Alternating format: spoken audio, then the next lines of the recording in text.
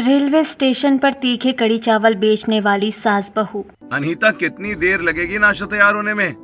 हमें बहुत जोर की भूख लगी है। अरे तुम दोनों बाप बेटों को हमेशा भूख ही लगती रहती है क्या? 2 मिनट रुको, बहू ने नाश्ता बना ही लिया है। सब लोग डाइनिंग टेबल पर बैठ जाइए, खाना बन गया है, मैं लेकर आ रही हूँ।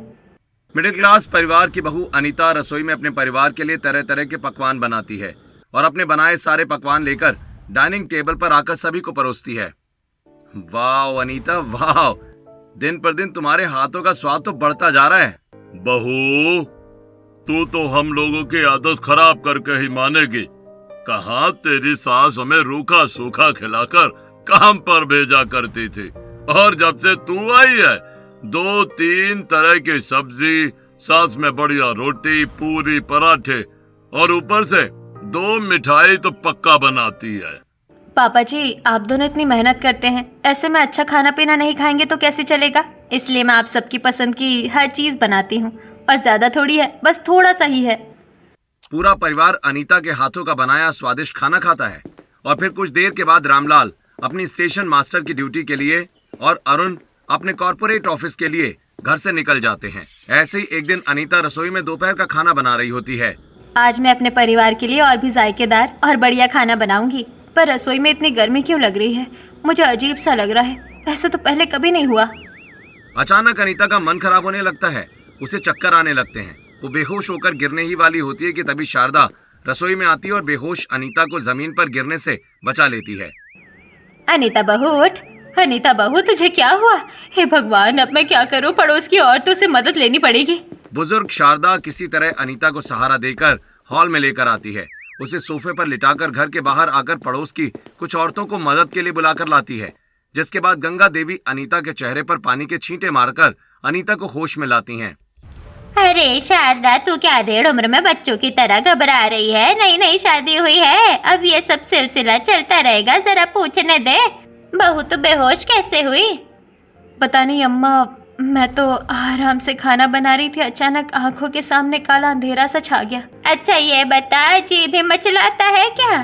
जीभ का स्वाद अपने आप बदल जाता होगा, रातों में पाँव में खुजली होती होगी, अचानक से नहाने का मन करता होगा। अम्मा, कोई बहुत बड़ी बीमारी तो नहीं हो गई ना मुझे? क्योंकि ये सब होता है, ये किस बीमारी के लक्षण है? अरे बहू, ये वो बीमारी के लक्षण है जिसके बिना हर औरत अधूरी है। तू माँ बनने वाली है। शारदा, तू अपने घर के मर्दों को बता दे कि तू दादी बनने वाली है, और हमारा मुंह भी मीठा करवा। अनीता अरुण को, वहीं शारदा रामलाल को फोन करके खुशखबरी सुनाती है। सच में? अरे मैं अभी ऑफिस से निकलकर घर आता हूँ यार। अरे रुक जाइए, आपका बच्चा मेरे पेट से कहीं भागा नहीं जा रहा है। आराम से शाम को ही आइए, पर जल्दी आइएगा। जिसके बाद शारदा अपने हाथों से खीर खिलाकर सभी पड़ोसियों का मुंह मीठा करवाती है। ऐसे ही शाम होती है। रेलवे स्टेशन पर अपनी ड्यूटी पूरी कर रहे स्टेशन मास्टर रामलाल अरुण को फोन करते हैं। बेटा, ऑफिस से घर के लिए निकल गया क्या? नहीं पापा, अभी ऑफिस की पार्किंग में हूँ, बस निकल ही रहा हूँ। बेटा, मैं 36 नंबर सिग्नल के पास खड़ा तेरा इंतजार करूंगा, वहीं आ जाना। आज दोनों बाप बेटे साथ में घर चलेंगे, ठीक है? रामलाल रेलवे स्टेशन से निकलकर 36 नंबर ट्रैफिक सिग्नल के पास आता है। वहीं अरुण भी सिग्नल पर पहुंचकर रामलाल को अपनी बाइक पर बिठा लेता है और दोनों घर के लिए निकल जाते हैं। अरुण बेटा, अब बहू का बहुत अच्छे से ख्याल रखना। हाँ पापा, मैं अनीता का पूरा ध्यान रखूंगा। वैसे जब मैं जन्म लेने वाला था तब आप मम्मी का ख्याल कैसे रखते थे? क्या खिलाते पिलाते थे मम्मी को? अरे पगले, उस जमाने का दौर कुछ और था, अभी का दौर कुछ और है बेटा। बस तुझे बहू को खुश रखना है और अच्छा सेहतमंद खाना खिलाना है। रामलाल और अरुण बातें करते करते घर की ओर जा ही रहे होते हैं कि बातचीत के दौरान अरुण बार बार अपना चेहरा रामलाल की तरफ मोड़कर बात करता रहता है। तभी अचानक सामने से आ रहे एक ट्रक से अरुण और रामलाल की जोरदार टक्कर हो जाती है। लहूलुहान बाप बेटे को देख आसपास के लोग दौड़कर तुरंत उन्हें अस्पताल पहुंचाते हैं। वहीं दूसरी तरफ घर में, देखिए मम्मी जी, मैंने इनसे कहा था कि समय पर आ जाना, पर ये आज तो इंतजार करवा रहे हैं। अरे बहू, थोड़ा सब्र कर, आने को तो तेरे पापा जी भी अभी तक नहीं आए हैं और ना ही उनका फोन लग रहा है। मम्मी जी, आपको तो पता ही है कि हम औरतों को कुछ अनहोनी का पहले से आभास होने लगता है। मुझे बहुत अजीब सा लग रहा है, कहीं कुछ होने वाला तो नहीं है। अनीता और शारदा हॉल में बैठकर रामलाल और अरुण का इंतजार करने लगती हैं। तभी अनीता के मोबाइल की घंटी बजती है। जी, कौन बोल रहे हैं? हेलो, मैं सिटी अस्पताल से डॉक्टर मिथिलेश बोल रहा हूँ। रामलाल जी और अरुण का एक्सीडेंट हो गया है, दोनों का इलाज यहाँ पर चल रहा है। आप लोग प्लीज तुरंत अस्पताल पहुंच जाइए। क्या एक्सीडेंट? अपने घर के मर्दों के एक्सीडेंट की खबर सुनते ही अनीता और शारदा के पैरों तले जमीन खिसक जाती है। दोनों सास बहू बिना एक पल गंवाए तुरंत अस्पताल पहुंचती हैं और कांपते कदमों से रामलाल और अरुण के वार्ड में झांकती हुई, हे भगवान, ये क्या हो गया? सुबह तो दोनों हंसते मुस्कुराते घर से निकले थे। डॉक्टर, मेरे पति और ससुर जी कैसे हैं? क्या हुआ है? अरुण जी के स्पाइनल कॉर्ड और रामलाल जी के सर में गहरी चोट लगी है। फिलहाल तो देखिए दोनों ही कोमा में हैं और आप लोग घबराइए मत, सब कुछ ठीक हो जाएगा। आप अस्पताल की फीस भर दीजिए बस। डॉक्टर, कितनी फीस भरनी होगी? फिलहाल 20 लाख रुपए लगेंगे, इसके बाद भी कुछ और पैसे लग सकते हैं। आप पैसों का इंतजाम कर लीजिए। 20 लाख रुपए? हम मिडिल क्लास परिवार 20 लाख रुपए कहाँ से लेकर आएंगे? पापा जी गवर्नमेंट एम्प्लॉय हैं, उनका इलाज तो मेडिकल इंश्योरेंस में कवर हो जाएगा। हमें आधे पैसे ही जुटाने होंगे। रात बीतती, अगली सुबह शारदा रामलाल के मेडिकल इंश्योरेंस का क्लेम करती है, लेकिन सड़क पर लापरवाही से वाहन चलाने की वजह से क्लेम रद्द हो जाता है और शारदा निराश होकर घर लौट जाती है। बहू, बैंक वालों ने मुझे सड़क पर लगे कैमरों की वीडियो दिखाई कि दोनों बाप बेटे बाइक चलाते हुए बातें कर रहे थे और सड़क पर ध्यान नहीं था, इसलिए इंश्योरेंस का पैसा नहीं मिलेगा। माँ जी, हमारे इस घर को संभालने वाले कैसे ठीक होंगे? हम इनका इलाज कैसे करवाएंगे? अगर अरुण को कुछ हो गया तो मेरे पेट में पल रहे बच्चे को इंसाफ कैसे मिलेगा? बहू, मैंने सोच लिया है, अपने पति का बनाया ये घर हम बेच देंगे। इसके अलावा हमारे पास कोई दूसरा रास्ता नहीं है। हाँ माँ जी, आप सही कह रही हैं, हमारे पास इतने पैसे नहीं हैं और हमारी मदद करने वाला भी कोई नहीं है। सभी रिश्तेदारों ने पहले ही हाथ खड़े कर दिए हैं। दोनों सास बहू घर बेचने के लिए भी तैयार हो जाती हैं और ब्याज पर पैसे देने वाले धनंजय के पास पहुंचती हैं। धनंजय जी, हमें अपना घर बेचना है, पर हमारे पास इतना समय नहीं है कि हम कोई खरीदार ढूंढकर उसे बेच सके।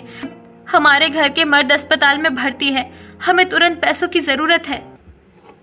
तो मैं क्या जमीन का ब्रोकर हूँ जो तुम दोनों मेरे पास आई हो? किसी जमीन के ब्रोकर के पास जाओ भाई।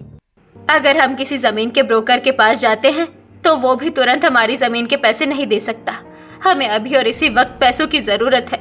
ये हमारे घर के कागजात है, ये रख लीजिए और हमें पैसे दे दीजिए। अरे आड़े तिरछे काम तो मैं करता ही नहीं हूँ। न जाने तुम्हारा घर कितने में बिके या ना बिके। वैसे कितने का घर है तुम्हारा? 25 लाख रुपए का है। ठीक है, मैं तुम्हें 20 लाख रुपए दूंगा। बोलो मंजूर है? 20 लाख रुपए? अगर आप इसे आगे बेचेंगे तो इसकी कीमत और बढ़ जाएगी। तो फिर आगे ले जाकर बेच लो और अच्छे से अपने घर के मर्दों का इलाज करवा लेना। जाओ यहाँ से। नहीं नहीं, ऐसा मत कहिए, हमें अभी पैसे की जरूरत है। 20 लाख रुपए ही दे दीजिए। जिसके बाद पैसे लेकर दोनों सास बहू अस्पताल पहुंचती हैं और फीस जमा करवाकर अरुण और रामलाल का इलाज शुरू करवाती हैं। वहीं दूसरी तरफ शारदा शहर के एक देहाती इलाके में एक छोटी सी झोपड़ी किराए पर लेती है। झोपड़ी के एडवांस का इंतजाम अरुण और रामलाल के बैंक के पैसे से हो जाता है।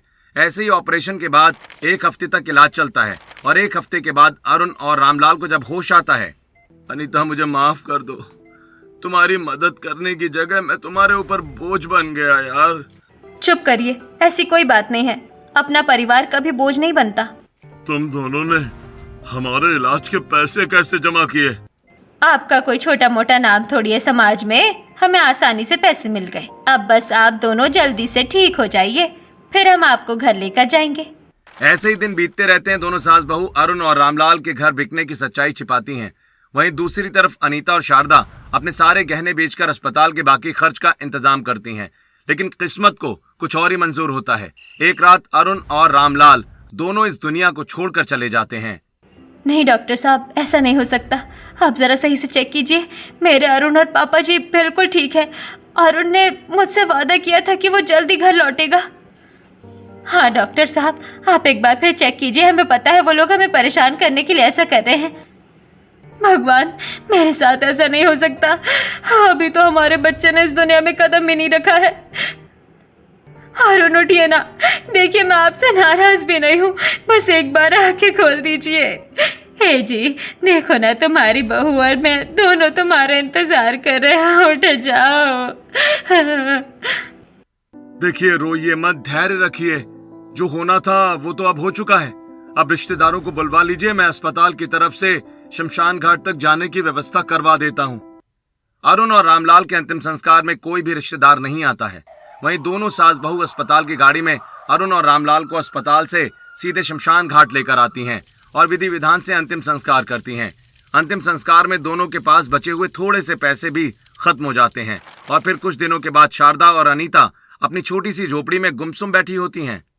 माँ जी, मैं जानती हूँ आपके दिल को बहुत ठेस पहुँची है, पर पिछले कई दिनों से आप भूखी है। इस उम्र में इतने दिनों तक भूखा रहना आपके लिए सही नहीं है। आप कुछ खा लीजिए। बहू, मेरे गले से निवाला नहीं उतरेगा।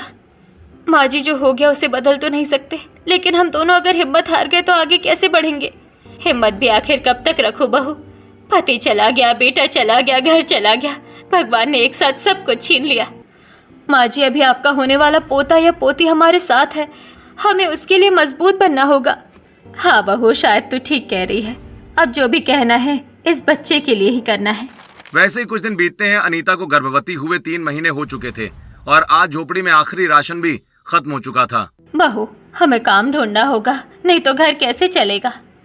हाँ माँ जी, बच्चे के आने से पहले हमें अपने पैरों पर खड़ा होना पड़ेगा। अगले दिन दोनों सास बहू काम की तलाश में बाजार पहुंचती हैं और एक दुकान पर जाकर काम मांगती हैं। अरे यहाँ पर कोई काम नहीं है, और अगर है भी तो तुम दोनों से नहीं होगा। जाओ जाओ, यहाँ से मेरा समय खराब मत करो, जाओ। भाई साहब, कोई छोटा मोटा काम ही दे दीजिए। कहा ना, जाओ यहाँ से, मुझे कोई काम नहीं करवाना, जाओ। पूरा दिन भटकने के बाद भी दोनों को कोई काम नहीं मिलता है। वहीं थकी हुई दोनों सास बहू शाम को अपनी झोपड़ी में लौट आती हैं। माँ जी, पेट में दर्द हो रहा है, बच्चे की वजह से और ज्यादा कमजोरी महसूस हो रही है। मुझे भी भूख लगी है बहू, लेकिन घर में खाने को कुछ नहीं है। दोनों सास बहू भूखे पेट सो जाती हैं और रोज काम की तलाश में निकलती हैं, लेकिन हर जगह से निराश होकर घर लौटती हैं। ऐसे ही एक दिन काम ढूंढते हुए अचानक तेज बारिश शुरू हो जाती है। शारदा और अनीता भागकर कांति के घर की बालकनी के नीचे खड़ी हो जाती हैं। अरे वाह, गर्मी के मौसम में ये बारिश कितनी अच्छी लग रही है। बहू, तुझे बारिश अच्छी लग रही है और मुझे चिंता हो रही है। आज भी हमें कहीं काम नहीं मिला और बारिश में कौन काम देगा? कभी कभी लगता है भगवान हमारी सुन ही नहीं रहे। दोनों सास बहू के ऊपर बालकनी से कांति कीड़े लगे चावल फेंकने आती है। अरे तुम दोनों यहाँ क्या कर रही हो? बारिश से बचने के लिए खड़ी हैं बहन। क्या आप ये कीड़े लगे चावल फेंकने वाली हैं? अगर हाँ तो इन चावल को फेंकने से अच्छा हमें दे दीजिए। लो लो, पर ये कीड़े लगे चावल क्या करोगी? हम चावल से कीड़े निकाल कर चावल बना लेंगे। अच्छा ले जाओ, और सुनो, कल रात की थोड़ी दही भी बची हुई है, वो भी ले जाओ। बहुत धन्यवाद बहन। कुछ देर के बाद बारिश बंद हो जाती है। शारदा और अनीता चावल और दही लेकर अपनी झोपड़ी लौट आती हैं। बहू, देखना, इन चावलों को अच्छे से साफ करके बढ़िया खाना बनाएंगे। हाँ माँ जी, आज तो कई दिनों बाद पेट भर कर खाना मिलेगा। शारदा चावलों को बीन बीन कर साफ करती है और उसमें से कीड़े निकाल देती है। वहीं अनीता खट्टी दही में मसाले और थोड़ा सा मीठा मिलाकर उसे स्वादिष्ट कढ़ी बनाने की तैयारी करती है। माँ जी, आज ऐसी कढ़ी बनाऊंगी कि मन खुश हो जाएगा। छोटी सी झोपड़ी में कई दिनों के बाद खाना बनने की खुशबू फैलने लगती है। बहू, एक समय वो भी था जब घर में इतना खाना बनता था कि मैं तुमसे कहती थी कि इतना खाना क्यों बना रही है, और आज देख, कढ़ी और चावल खाकर ही मन को समझाना पड़ेगा। अनीता और शारदा खाना खाने से पहले भगवान को याद करती हैं। तभी झोपड़ी के दरवाजे पर शांति आती है। अरे बहन, मुझे मेरे घर तक तुम्हारे घर में बन रहे कढ़ी चावलों की खुशबू आई, इसलिए मैं भागी चली आई। चाची, आप आराम से बैठिए, आज हम सब साथ में खाना खाएंगे। अनीता एक कटोरी में कढ़ी चावल परोसकर शांति को देती है और दोनों सास बहू खुद भी कढ़ी चावल खाने लगते हैं। अरे बहू, ये तो बहुत स्वादिष्ट है। इतनी स्वादिष्ट कढ़ी तो मैंने कई सालों से नहीं खाई। सच कह रही है क्या? बिल्कुल सच कह रही हूँ। अगर मुझे पहले पता होता कि तुम इतनी स्वादिष्ट कढ़ी बनाती हो तो मैं रोज खाने आ जाती। काश हम आपको रोज कढ़ी चावल खिला पाते, पर क्या करें, हमें कोई नौकरी ही नहीं मिल रही है। तुम दोनों भी ना अपनी गरीबी का झूठा रोना रोती रहती हो। अगर भगवान ने मुझे इतना अच्छा स्वाद दिया होता तो मैं स्वादिष्ट कढ़ी चावल बेचकर माला माल बन जाती। आप सच कह रही हैं? बिल्कुल सच कह रही हूँ बेटी। एक बार लोगों को तेरे हाथों के कड़ी चावल का स्वाद पता चलना चाहिए, फिर लोग दूर दूर से आकर भी तेरे कड़ी चावल खरीदेंगे। इतना कहकर शांति चली जाती है। माँ जी, मुझे लगता है शांति चाची सही कह रही थी। हमें अपनी परिस्थितियाँ सुधारनी है तो हम दोनों सास बहू को कड़ी चावल बेचने पड़ेंगे। पर बहू, हमारे पास पैसे कहाँ हैं? पहले राशन खरीदना पड़ेगा, फिर कटोरी, चम्मच, प्लेट और खाना बनाने का सामान भी लगेगा।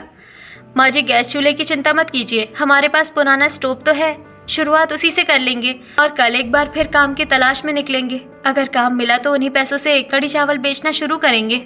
अगले दिन दोनों सास बहू काम की तलाश में चावलों के गोदाम में पहुंचती हैं, जहां गाड़ी से चावल खाली हो रहे होते हैं। दोनों सास बहू मिलकर किसी तरह थोड़े बोरे उठाती हैं और फिर उससे मिले पैसे से कड़ी चावल बनाने का सामान खरीद लेती हैं। और अगली सुबह दोनों दो बड़े पतीलों में कढ़ी और चावल लेकर बाजार पहुंचती हैं और सड़क किनारे जमीन पर बैठकर, आइए आइए, स्वादिष्ट कड़ी चावल खाइए। गर्मा गर्म कड़ी चावल, आइए, ताज़ा कड़ी चावल तैयार है। अरे, जमीन पर बैठकर कड़ी चावल बेच रहे हैं, पता नहीं कैसा बना होगा। मैं तो ऐसी जगह से खाना नहीं खरीदूंगी। मैं भी नहीं, चलो यहाँ से। बहू, लगता है किसी को हमारे स्वाद पर भरोसा ही नहीं है। माँ जी, हिम्मत मत हारिए, एक न एक दिन लोग जरूर हमारे खाने का स्वाद पहचानेंगे। शाम होते ही दोनों सास बहू बिना एक प्लेट कढ़ी चावल बेचे निराश होकर अपनी झोपड़ी में वापस लौट आती हैं। दिन भर ना बिके कढ़ी चावल को दोनों रात के खाने में खाती हैं। फिर अगली सुबह सास बहू फिर से काम की तलाश में निकलती हैं। दोनों उसी गोदाम में बोरे उठाने और रखने का काम करती हैं और पूरे दिन मेहनत के बाद जो थोड़े पैसे मिलते हैं उससे फिर कढ़ी चावल बनाने का सामान खरीदती हैं और बाजार पहुंच जाती हैं। आइए, गर्मा गर्म कड़ी चावल खाइए। स्वादिष्ट कड़ी चावल तैयार है, आइए। अनीता और शारदा ग्राहकों को बुलाने की कोशिश तो करती हैं, लेकिन आज भी कोई ग्राहक कढ़ी चावल नहीं खरीदता। ऐसे ही शाम तक दोनों पतीले वैसे ही भरे रहते हैं। बहू, लगता है भगवान भी हमारी परीक्षा लेने पर तुले हैं। माँ जी, आज तो गोदाम में काम करते हुए भी बहुत कमजोरी लग रही थी। बहू, क्योंकि 3 महीने का बच्चा है इसीलिए। कभी कभी लगता है कि हम जितनी मेहनत करते हैं किस्मत उतनी ही दूर भाग जाती है। अगर अरुण और रामलाल जी होते तो हमें इस तरह संघर्ष नहीं करना पड़ता। माँ जी, उनकी याद मत दिलाइए, आज वैसे ही दिल बहुत भारी है। जिसके बाद घर लौटते समय दोनों सास बहू की आंखों में आंसू होते हैं। ऐसे ही एक शाम अपने दरवाजे पर निराश बैठी सास बहू को साफ सुथरे और अच्छे कपड़ों में तैयार शांति दिखती है। अरे वाह शांति बहन, आज तो बड़ी तैयार हुई हो। ऐसे तो तुम कभी तैयार नहीं होती। बहन, आज बहुत सालों बाद मेरे पति और बेटे छुट्टी पर घर लौट रहे हैं। रेलवे स्टेशन पर बड़ी भीड़ भाड़ होती है, इसलिए उन्हें लेने रेलवे स्टेशन जा रही हूँ। मम्मी जी, मुझे लगता है हम बहुत बड़ी गलती कर रहे हैं। कैसी गलती बहू? मम्मी जी, हम रेगिस्तान में तड़प रही मछली को छोड़कर समुद्र की मछली को पानी पिलाने की कोशिश कर रहे हैं, इसलिए हमें कामयाबी नहीं मिल रही है। मैं कुछ समझी नहीं बहू। माँ जी, रेलवे स्टेशन पर घर के अच्छे खाने की बहुत कमी होती है। वहाँ बच्चे, बूढ़े, अमीर, गरीब, छात्र, नौकरी करने वाले और दूर दूर से आने जाने वाले लोग आते हैं। मुझे लगता है रेलवे स्टेशन पर हमारे कड़ी चावल जरूर बिकेंगे। बात तो तेरी सही है बहू, लेकिन यहाँ से रेलवे स्टेशन 25 किलोमीटर दूर है। हमें पैदल जाना पड़ेगा, ऊपर से इतना सारा सामान भी ले जाना होगा। चूल्हा, बर्तन, राशन, पतीले, और तू 5 महीने की गर्भवती भी है। मम्मी जी, अगर जिंदगी बदलनी है तो मेहनत करनी पड़ेगी। अब जैसी भी हो, मैं जाऊंगी। अगली सुबह दोनों सास बहू कड़ी चावल बनाने का सामान, बर्तन और चूल्हा लेकर रेलवे स्टेशन के लिए निकल पड़ती हैं। लंबा रास्ता और भारी सामान होने की वजह से अनीता को चलने में बहुत परेशानी होती है और अनीता के पेट में दर्द होने लगता है। वहीं किसी तरह दोनों सास बहू सभी सामानों के साथ रेलवे स्टेशन पहुंच जाती हैं। बहू, थोड़ी देर आराम कर ले, तब तक मैं सारा सामान देख लेती हूँ। दोनों सास बहू रेलवे स्टेशन पर अपना स्टोव लगाकर बैठ जाती हैं और ग्राहकों का इंतजार करने लगती हैं। वहीं बहुत वक्त बीतने के बाद भी कोई ग्राहक उनके पास नहीं आता। बहू, आज भी एक प्लेट भी कड़ी चावल नहीं बिका। माँ जी, लगता है हमारी किस्मत अभी और परीक्षा लेना चाहती है। शाम ढल जाती है। दोनों सास बहू अपना सामान समेटकर थके कदमों से वापस घर की ओर चल पड़ती हैं। बहू, रेलवे स्टेशन पर भी हमारी कड़ी चावल नहीं बिकी। लगता है हमने बिजनेस ही गलत चुन लिया है। नहीं मम्मी जी, हमने बिजनेस गलत नहीं चुना है। हम तो जाकर चुपचाप बैठ गए थे और आवाज लगाने लगे थे। ऐसे थोड़ी ग्राहक आएंगे। कल हम रेलवे स्टेशन पर घूम घूम कर बेचेंगे और कड़ी चावल पहले से बना कर ले जाएंगे। कोई यात्री हमारा कड़ी चावल बनने तक इंतजार नहीं करेगा। अगली सुबह दोनों सास बहू जल्दी से उठ जाती हैं। वहीं शारदा कढ़ी चावल बनाने लगती है तो अनीता सारा सामान तैयार करने लगती है। तभी अनीता को अचानक उल्टी आने लगती है। वो एक कोने में जाकर बैठ जाती है। बहू तू ठीक तो है ना? हाँ माँ जी, बस थोड़ा चक्कर और उल्टी जैसा लग रहा है। बहू आज तो घर पर ही रह, मैं अकेले रेलवे स्टेशन जाकर कड़ी चावल बेच आती हूँ। नहीं माँ जी, मैं भी आपके साथ जाऊँगी। बहू तू गर्भवती है, इतनी दूर चलने में तुझे तकलीफ होगी। मैं आपको अकेले नहीं जाने दे सकती। चलिए, मैं बिल्कुल ठीक हूँ। दोनों सास बहू कड़ी चावल और सारा सामान लेकर रेलवे स्टेशन पहुंच जाती हैं। इस बार दोनों प्लेटफॉर्म और रेलगाड़ियों के पास घूम घूम कर कड़ी चावल बेचने लगती हैं। कड़ी चावल खाइए, घर के बने शुद्ध कड़ी चावल। गर्मा गर्म कड़ी चावल सिर्फ 25 रुपए में। बहन, कितने रुपए की प्लेट है? 25 रुपए की। अच्छा, एक प्लेट दे दो। अनीता तुरंत प्लेट में कड़ी चावल निकाल कर दे देती है। धीरे धीरे कुछ और लोग भी कड़ी चावल खरीदने लगते हैं। तभी रेलवे स्टेशन के दूसरे वेंडर वहां पहुंचते हैं। अरे, तुम दोनों यहाँ क्या कर रही हो? भाई साहब, हम कड़ी चावल बेच रहे हैं। यहाँ हम लोग सालों से खाना बेच रहे हैं। चलो यहाँ से निकलो तुम लोग। आप बेचते हैं तो बेचिए, हम भी बेचेंगे। रेलवे स्टेशन किसी एक का नहीं है। ए, ज्यादा जुबान मत लड़ाओ, चलो यहाँ से। दूसरे वेंडर धक्के मारकर शारदा और अनीता को रेलवे स्टेशन से निकाल देते हैं। पर दोनों सास बहू दोबारा रेलवे स्टेशन जाकर कड़ी चावल बेचने लगती हैं। पर उनकी कमाई से न फायदा होता है और न ही नुकसान। माँ जी, हमारी इतनी मेहनत करने का कोई फायदा नहीं हो रहा। अगर हम इतनी मेहनत कहीं और करते तो शायद ज्यादा पैसे कमा लेते। यहाँ तो हमारी मेहनत से लगाए हुए पैसे भी बड़ी मुश्किल से निकलते हैं। बहू, हम बिजनेस कर रहे हैं, बिजनेस में समय लगता है। आज फायदा नहीं हो रहा तो क्या हुआ, कल जरूर होगा।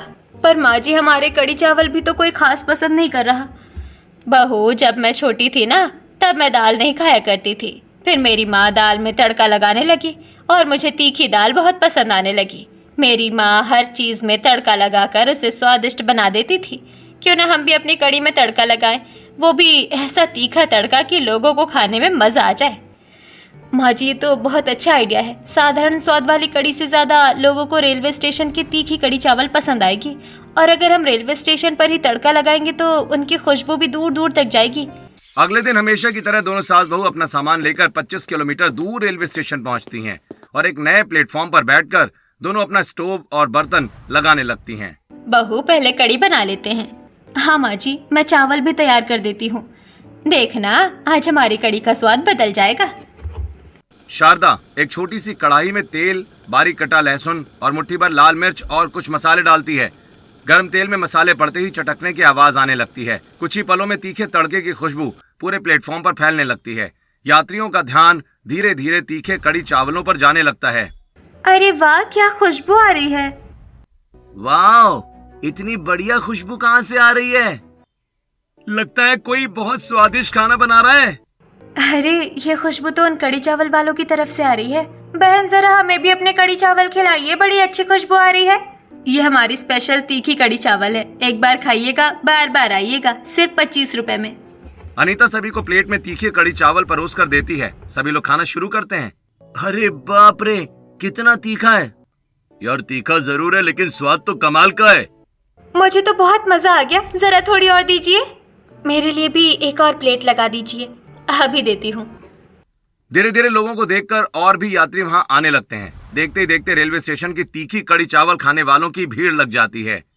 वहीं इतनी भीड़ देखकर आरपीएफ की टीम वहां पहुंच जाती है। ए, तुम दोनों यहाँ क्या कर रही हो? साहब, हम कड़ी चावल बेच रहे हैं। तुम लोग यहाँ कड़ी चावल नहीं बेच सकते। तुम लोगों ने यहाँ पर बहुत भीड़ इकट्ठा कर ली है, साथ में गर्भवती औरत भी है। तुम लोगों ने यहाँ पर बहुत भीड़ इकट्ठा कर ली है और देखो, तुम्हारे साथ में गर्भवती औरत है।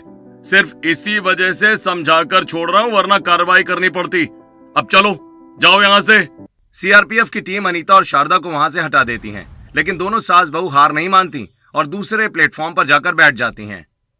तीखे तीखे कड़ी चावल, घर के बने स्वादिष्ट तीखे कड़ी चावल। आइए, कड़ी चावल खाइए। शांत हो जा बहू, तेरे चिल्लाने का कोई फायदा नहीं है। रेलवे स्टेशन पर इतना शोर है कि तेरी आवाज दब जा रही है और फालतू में तेरे बच्चे पर भी जोर पड़ेगा। अनीता और शारदा ट्रेन की खिड़कियों से अपने तीखे कड़ी चावल बेचने लगती हैं। ऐसे ही पहली बार दोपहर होने से पहले ही दोनों सास बहू के सारे कड़ी चावल बिक जाते हैं। माँ जी, आज तो सारे कड़ी चावल बिक गए। हाँ बहू, लगता है भगवान ने आखिर हमारी सुन ली। दोनों सास बहू बाजार से घर का राशन, कुछ जरूरी सामान और अपने लिए कुछ कपड़े खरीदती हैं और सामान लेकर अपने घर लौटती हैं। बहू, आज तो मन खुश हो गया, पहली बार हमारे सारे कड़ी चावल बिक गए। हाँ माँ जी, मुझे भी विश्वास नहीं हो रहा। लगता है हमारे रेलवे स्टेशन की तीखी कड़ी चावल हमारा भाग्य बदलेगी। ऐसे ही दिन बीत जाते हैं और अगले दिन अनीता और शारदा पहले से ज्यादा राशन लेकर रेलवे स्टेशन पहुंचती हैं। अनीता कड़ी चावल बनाती है और शारदा अपनी खास शैली में तीखा तड़का लगाती है। कुछ देर में तड़के की खुशबू पूरे रेलवे स्टेशन पर फैल जाती है। अरे बहन, जल्दी से मेरे टिफिन में 2 प्लेट कड़ी चावल रख दीजिए, मेरे पास खड़े होकर खाने का समय नहीं है। अरे मेरे लिए भी जल्दी निकालिए, मैं तो आपका रोज का ग्राहक हूँ। अरे इन दोनों को देने में ही देर हो जाएगी, मेरी ट्रेन छूट जाएगी। अरे रुकिए रुकिए, कड़ी चावल तैयारी है, आप लोग क्यों घबरा रहे हैं? 1 मिनट लगेगा, सबको दे देती हूँ। बहू, अगर आज हमने कड़ी चावल बनाने में थोड़ी भी देर कर दी होती तो हमारे ग्राहक लौट जाते। हमारे कड़ी चावल चाहे जितने स्वादिष्ट हो, कोई अपना जरूरी काम थोड़ी छोड़ेगा। माँ जी, बस कुछ दिन और, एक बार हम पैसे कमाने लगे फिर फॉयल की कटोरियाँ खरीद लेंगे, उनमें कड़ी चावल रखकर सीधे बेच देंगे। भीड़ भी नहीं लगेगी और किसी को परेशानी भी नहीं होगी। ऐसे ही एक हफ्ता बीतता है। अनीता और शारदा पूर्वे रेलवे स्टेशन पर सास बहू के तीखे कड़ी चावल के नाम से मशहूर हो जाती हैं। ऐसे ही एक दिन शारदा और अनीता प्लेटफॉर्म पर एक दुकान के सामने कड़ी चावल बेच रही होती हैं। आसपास खड़े ग्राहक तीखेपन की वजह से सिसकियां लेते हुए मजे से कड़ी चावल खा रहे होते हैं। मालिक, ये लोग यहाँ भीड़ लगा रहे हैं, हमारी दुकान तो किसी को दिख ही नहीं रही, अभी इन्हें भगाता हूँ।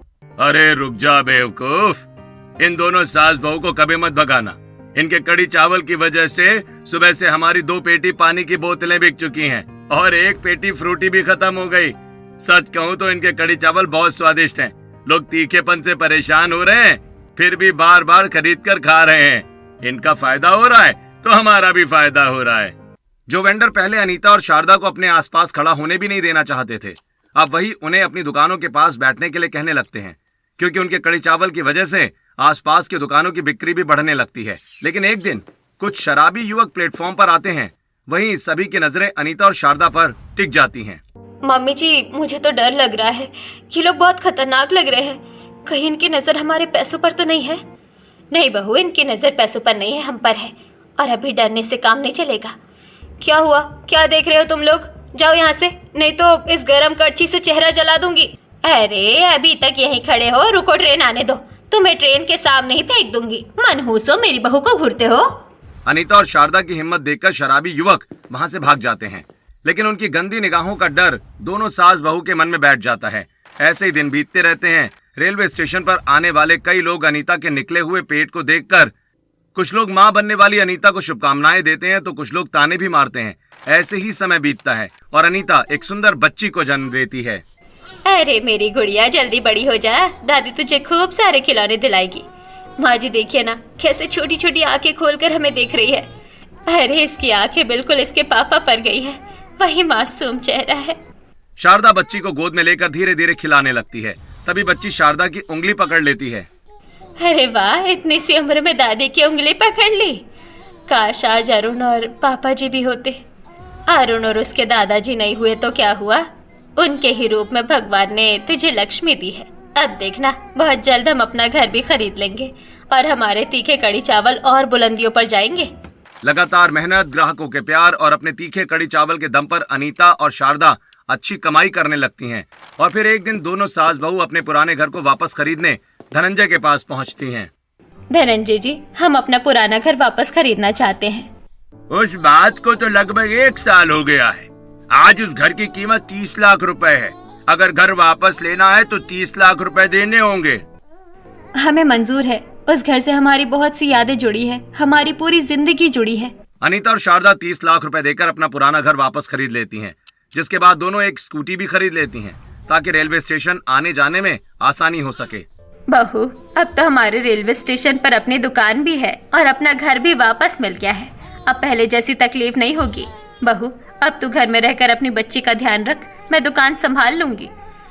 नहीं माँ जी, मैं भी आपके साथ चलूंगी और हमारी छोटी सी आराधना भी हमारे साथ चलेगी। शारदा स्कूटी पर अपनी गोद में छोटी सी आराधना को लेकर बैठती है। फिर अनीता स्कूटी चलाकर रेलवे स्टेशन पहुंचती है और वहां पहुंचकर अनीता आराधना को अपने सीने से कपड़े की मदद से बांध लेती है और अपनी दुकान खोलती है। दुकान खुलते ही ग्राहकों की लंबी लाइन लग जाती है। वहीं शारदा रेलवे स्टेशन पर मौजूद अपनी अलग अलग दुकानों और व्यवस्थाओं को देखने निकल जाती है। तभी एक रिपोर्टर माइक लेकर अनीता के पास आता है। बताइए, बिना किसी मर्द के सहारे गर्भावस्था में इतनी मुश्किल परिस्थितियों का सामना करते हुए भी आप दोनों सास बहू ने इतना बड़ा मुकाम कैसे हासिल किया? हौसले से, मेहनत से और एक दूसरे के सहारे से। जब मैं हार मानने लगती थी तब मेरी सास मुझे हिम्मत देती थी, और जब माजी टूटने लगती थी तब मैं उन्हें संभालती थी। हर औरत के अंदर इतनी शक्ति होती है कि अगर वो ठान ले तो किसी भी मुश्किल परिस्थिति को हरा सके, और चाहे कितनी भी बड़ी परेशानी में क्यों ना हो, अगर हिम्मत ना छोड़ो तो अपने दम पर कामयाब हो सकती है।